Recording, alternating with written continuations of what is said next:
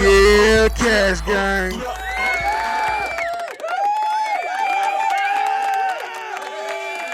What's happening?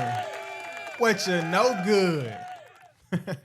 So, I'm Darius Cache, and this is the Bernard Song Podcast, where pain has a voice and healing finds rhythm. You know, we got Christian Acock, technical producer, moderator, to my left and to my right. Today, yo, we got ToriLive. Now, Tori, first things first. Thank you. Where you been? Say what's up. Well, first things first, I'm the realist. Let's start there. Ooh, But ooh, ooh. but hey y'all, I'm so excited to be on the podcast. So excited and honored to be here. I'm ready to get into it. Let's get into it. So, where you from? You already know. I'm from Brick City. I'm from Newark, New Jersey. Okay, New York. My bad. New Newark. Jersey. Newark, Hold up, New I can't. I be Jersey. saying it wrong. Newark. You know we don't say it. I'ma We don't help say you. it right down here I'ma down help south. you. Don't worry. So, she a Jersey girl, y'all. Newark, Brick City. Right. That's right. Stand up. Every day. Tell us more. Okay. So, So I'm from Newark, New Jersey. My name is ToriLive. And I began to speak and do things like this about, I want to say almost 10 years ago. Okay. This is not my first time, but this is my first time in a long time. The last time I was in a seat like this, I was on 8 Squad Rebel Radio, a part of the trauma unit. I was the very first female co-host on that show. And we talked about community events and, things of that nature. I speak, I write poetry, I sing, I do a few things. So the proper introduction would be, this is personality ToriLive. And I commend you for doing all those things. And one question, what's the reason for your hiatus? The reason for my hiatus is that in the process of transitioning, moving from New Jersey to Cali, and then from Cali to Georgia, life happens, and there have been so many things. There's been highs, there's been lows, and I feel like I've taken the time to just recalibrate myself. Just kind of like ground myself with life as I know it now. Like, everything changes, when you relocate and it's a solo move, everything changes, and you kind of like have to catch your bearings, like I didn't even know how to drive before I got here, like I got here, I learned how to drive, I got my car, I'm moved into another career, all this stuff, like just so many things that happen, entered a career, exited a career, I was consistent a little bit with, the Daily Nugget with ToriLive and stuff for a while. But as life began to happen, and like I said when I came on here, I'm the realist. So I'm going to keep it real. I'm going to tell you, like, I went through bouts of depression. I went through anxiety. I went through family trauma. Just a lot of different things. What's the Daily Nugget? Oh, so the Daily Nugget with ToriLive is my passion project that I started. I don't even remember what year I started it. I want to take a guess and say 2016, 2017-ish, something like that. And I would just get on live, like literally. That was my thing. I did not start this with the intent that, I'm going to do this and I'm going to become ToriLive. I didn't even have a name for it yet. I'd come out of a abusive relationship, and one day, it takes time. When you come out of things like that, you gotta regather yourself. You gotta get yourself all the way together. And I was doing the self-work. I was taking my time. I had enrolled back in school, and I started this good job, and I started to look like myself again. I started to feel like myself again. And, I was like, well, I want to share this. I want to share how I feel right now with the next woman who is either in a situation like me or coming out or don't know how to come out. I want to, inspire. Evan Carmichael talks about your one word. That is my one word, to inspire. Like through my triumphs, through my failures, everything that I post and I put out there, I pray that it inspires somebody. So I jumped on live. I started talking, and just talking about my journey, talking about how good I was feeling, and just motivating and encouraging the next person to take that step. If you're in a situation and it's holding you back from your greatest self, it's taking you away from your peace and your happiness, this person's not adding to your life, it's okay to walk away from that. It's okay to say no to the things that tear you down and destroy you, because only you can protect you. We look for people to protect us all the time, but really we have to aid in our own rescue. So that was what that video was about. And it felt so good to get that off my chest and put that good energy out there. And I love Oprah. That's my girl. I've always wanted to be like Oprah since I was a little girl. And, as I started doing it, and then I started to realize the effect that it was having on people, because my coworker, I didn't even know she was watching these videos, but like I posted like 2 of them because I was just going to do it that day. But then I was like, this feels good. I might do it for a week and just, So like by the middle of the week, my coworker walked up to me and she was like, I really appreciate you. I'm like, what did I do? I appreciate the videos and stuff that you're putting out, because I really need to hear that motivation, that good stuff. Like, we need more of that. I appreciate you for doing that. And that was what really lit and like ignited my fire to continue. And I realized I was inspiring somebody, even if it's one person.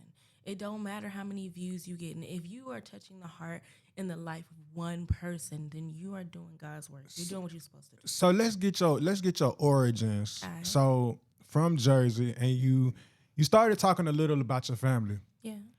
Has your family been supportive, or just let's get into your upbringing a little.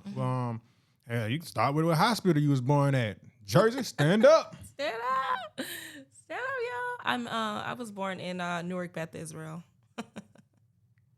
So yeah. Around here we tied ourselves on being Grady babies. You know what I'm saying? In the city, you feel what I'm saying?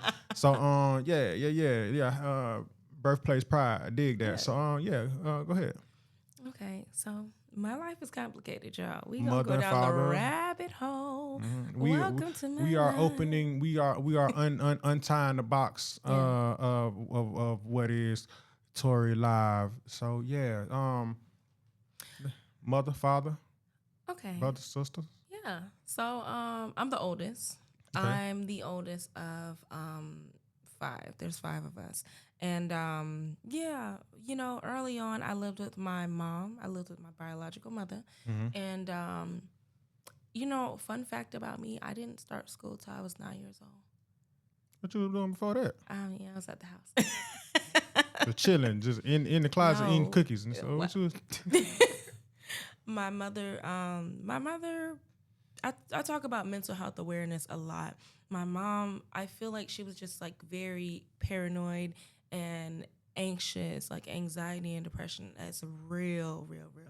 And being her only child, it's like, I don't want anything to happen to you. I would ask her like, hey, so can I go to school this year? And it was like, no, something's going to happen to you. Someone's going to take you. It was just like a lot, you know?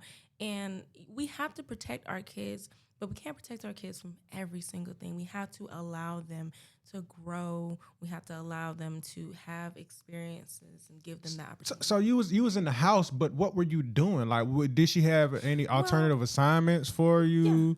Yeah. Did you have like building blocks, just coloring books? Were you reading books? So my mom was teaching me, the basics. Like, by the time I got into school, I knew how to do basic math. I knew how to read. My handwriting was not the best, but I knew how to write. Like I had challenges with like spelling and stuff like that, but I was always a very articulate child. And, my mom did what she could. And Like she was very big on, phonics and stuff like hooked on phonics Mm-hmm. and all that stuff, to help teach me what I needed to know. The only issue with this is, right, she wasn't doing this by the law. Like Yeah, you gotta truancy is register. a Yeah, you gotta register, your kids and stuff. Like even if you're gonna have them at the house and you're homeschooling them, there's certain yeah. curriculums that you have to follow and you have to make sure they're on grade level and all that. She Mm-hmm. wasn't doing Mm-hmm. any of that. And on top of that, like, there was still so many things that I needed. When you have children, they have to have certain shots. They have to be seeing Yeah, a yeah, doctor yeah. consistently, dentist consistently, all of that. So these were not really experiences like that I had. Mm-hmm. You know, my mom, she hoarded and stuff. So the conditions of the house wasn't the greatest. Like I watched a lot of struggle in my early childhood. And I was a very intuitive, articulate type of child. So I got it at an early age. I understood.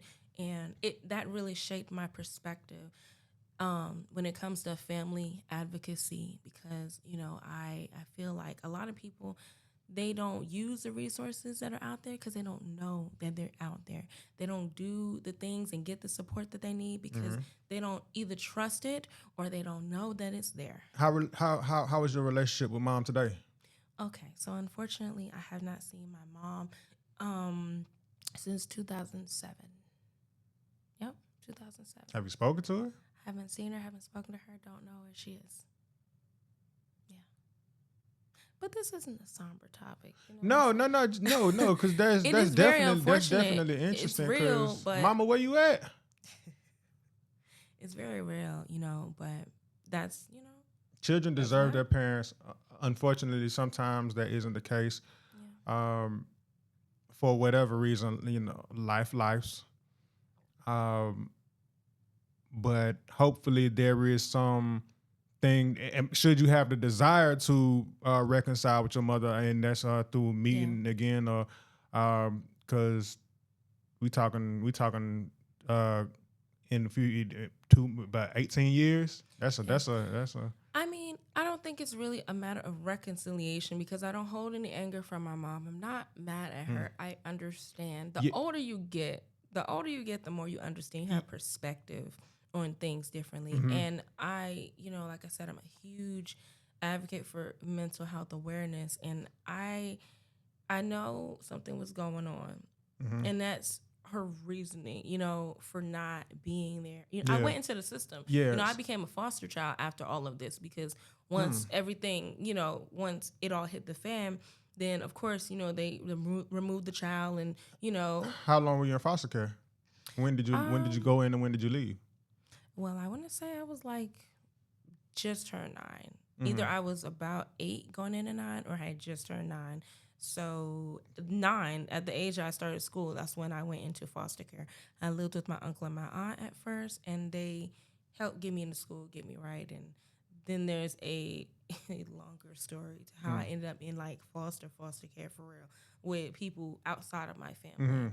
Down the road, my father found out what was going on, and he intervened and got me out of the system. That's Okay. how I ended up with my family, with my father. So, yeah. So you're only child from your mom, Yeah. and you're the oldest from My dad. your dad. Were your parents together like just for the time that they had you, or? For the time being, I would say that they were. And things didn't work out. Things didn't work out before I was born, and they went their separate ways. So mom had you dolo and sort of she just kind of like Yeah. I'm not gonna say that I'm not gonna throw my dad under the bus like right. that. Though. Yeah. Things He was happen. being Things- there, but at the same time, you can be there, but so much. You can be there as much as you're allowed to be there, and that's a great reason why my dad like wasn't present, didn't know like the things that were going on. I go back and forth and I play devil's advocate with this because as much as we have the sympathy for my mom and it's oh my God, it's like the reality is if you know that you're in a situation with your child and you can't really be what that child needs, you got to put your pride to the side and allow that other parent who is trying to be there for that child. I really don't agree with mothers using children as collateral. Right. Or vice bargaining versa. chips. You can't do that. And in the end, it only hurts the child.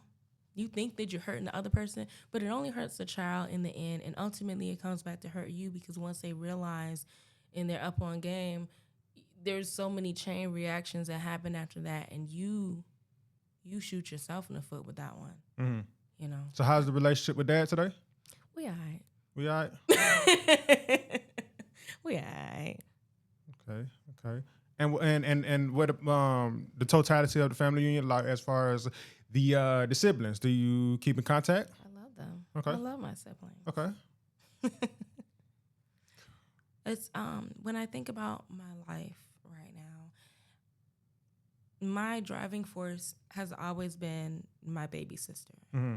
Now, shout out to my other sister and shout out to my brothers. But I love y'all. But I saw so much of myself in her. Mm-hmm. And I just wanted to become the best version of myself. And there's been so many shortcomings along the way. And you know, even though I'm the oldest and she's the youngest girl, like, we just have that tight connection, you know? And I've always wanted to be a good example for her. So even in my shortcomings, even in me falling, like, I share these things with her because I feel like each one teach one. Yeah, and as sisters, you know, whether you're blood sisters or not, as women, if we're not lifting each other up, if we're not taking the time to teach and taking the time to be there, then we really not doing what we're supposed to do on this earth. So everything that I do, all of this is to encourage her to shoot for her dreams. I'm so proud of her. She's in college. She's in her last year. And I'm really hyped for her. And I hope that through everything that I'm doing, that I'm standing as an example that no matter what you're going through, what you've been through, you can overcome it. And you can be great if you want it. So the strength of a woman is clearly visible through ToriLive and her testimony. However, what does ToriLive do today? Okay, whoa, Jesus. ToriLive today is rebuilding. ToriLive today is, you never stop growing. You never stop coming into yourself. And I feel like in this phase of my life, I'm definitely on the uptick of the rebuild, the rebrand, and getting back to myself. Because self-care is so real. Self-care is not just bubble bath. Self-care is, how are you nurturing your soul? How are you looking out for yourself? Mm-hmm. I'm not going to lie to y'all. I'm bouncing back from depression, okay? Mm-hmm. Yeah. But God is good. So we want to clarify and connect with our audience in the most meaningful ways possible. Yeah. So what does rebuilding look like? What is like specifically? Okay. Rebuilding for me looks like taking better care of my health, because this is the only vessel that you get. Like, you don't get to test drive other bodies. You have this body. You have to take care of your health all the way around. It don't matter what it is. Like, all of the things matter. Physical health, mental health, emotional health, all of those things. So I'm at a stage in my life where I'm just really doing inventory and taking care of the things that need to be taken care of. What are the things that you do to stay mindful of your health? Being mindful of what I'm eating is a big one right now. And I'm fighting. Mm-hmm. Okay. Every time I drive by a Krispy Kreme, I'm fighting demons. So Krispy Kreme, leave my girl alone. I've put on weight. We rebuke you, Krispy Kreme. In the name of Jesus. In the name of Jesus. We rebuke ye. The donuts. Shout out to Krispy Kreme. Like, no, don't shout out Krispy Kreme. They ain't endorsing, they ain't sponsoring nothing. But they could be a future sponsor if you want to. That'd be nice. But we need some healthy low fat donuts. Okay, you know what I'm saying? But right. Continue. So so you can run from it as much as you want. You can put as many waist trainers on as you want, but the reality is your girl's put on some weight. I'm fuller than I was when I first jumped on the screen. Yeah. And it's like, I want to take care of my body because I want to be here for the long term. We talk about me wanting to be a shining example for my sister, but you can't shine if you're not here, if you're not present. So I'm doing things like getting more active, getting outside, exercising, coming up with routines, even something as simple as a morning routine. What do you do to start your day? Getting better rest, and really locking in on what you eat. Because you can do all the running and all the stuff that you want to do, but if you're like going to go eat 3 burgers right after, it's kind of defeating the purpose. Yeah. So really doing my due diligence to take care of my temple. And if you say you're fuller, is there what are your goals? Well, Where are you now in relation to, and where are you now and where do you want to be? okay. I would say about 3 weeks ago, I was at like 205. And this is a lot because like You my wear it well. stature. Thank you. My stature, like I'm not the tallest. I'm pretty average height. So like it kind of stacks up on you, you know. So I was like 205. But after really starting to make a turn with the things that I'm doing for myself, I brought it down like 297, and progress And has been happening. How long have you been tracking those numbers, like from the 205 to the 190 where you the are? most like I mean, just like on point. Every so now like and again, a few I'll weeks step. ago, a month, like when Over the when, last 3 weeks, I've been really like paying more attention to it because like it's there. It's always gonna be there in the corner. You can ignore it as long as you want, but it's still in the corner. So I've been taking the initiative to just look at it, looking right in the face. So I've been jumping on the scale every now and again and just kind of like monitoring my progress. And what's your ideal weight? I'm working on it. I'm thinking I'd like to get back down to like 150, 140. Okay. Yeah. All right. But as we're on this topic, I don't want that to be the place where I put the period. I feel like Now we don't want you real thin. We don't want you Amy Winehouse. We don't want you to go. No. We don't want you to go. I feel like it's very important to say this, especially for the women out there who will be watching this. It's very important that you love yourself exactly where you are and exactly who you are, because if you never lose weight or if you gain a little more, can you love yourself? Right. Yeah. That's how you make better choices. I had to love me and I had to want something more for myself. It's not just about the aesthetics and how you look. It's about how you're going to feel. Right. Is your body moving at a slower pace because you have the extra weight? It's not just about fitting into that dress or anything like that. Like loving ourselves enough to do the inventory and to take care of what we got to take care of. You know what I'm saying? Yeah, and your body, your weight does not determine who you are as a person. Mm-hmm. Your weight does not determine how valuable you are. So we've been here having the conversation. Tori and I, thank you for opening up and being vulnerable. That's one of the main things, because this Bernard Song podcast is a place where pain has a voice. That means we speak on we speak on our hurts. Yeah. But healing finds rhythm through talking about it. So with that said, what's next for ToriLive? So the next phase of ToriLive is to really take my brand a lot more serious, be more intentional, show up. Like showing up is the biggest thing that you can do in anything that you're doing. So I've taken my time, taken my hiatus. I think it's time that I really get back to doing the things that I love, because I really feel like, that's a purpose. That's a part of the purpose that God's put in me. And I don't want to waste what he's put in me. So getting back to, my content on YouTube, getting back to and making it better, not just staying on YouTube, but like I'm looking to, in the coming year, do speaking engagements, and we finish the book. We praise entrepreneurs. I know you just started a business too, right? Yes. And that's Brick Diamond Consulting. Brick Diamond Consulting. LLC.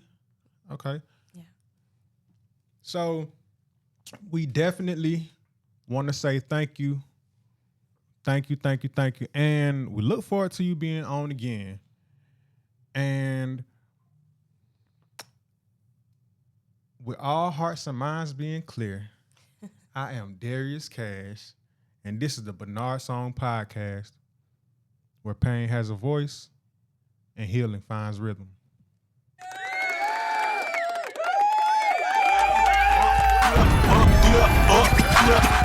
Yeah, Cash Gang.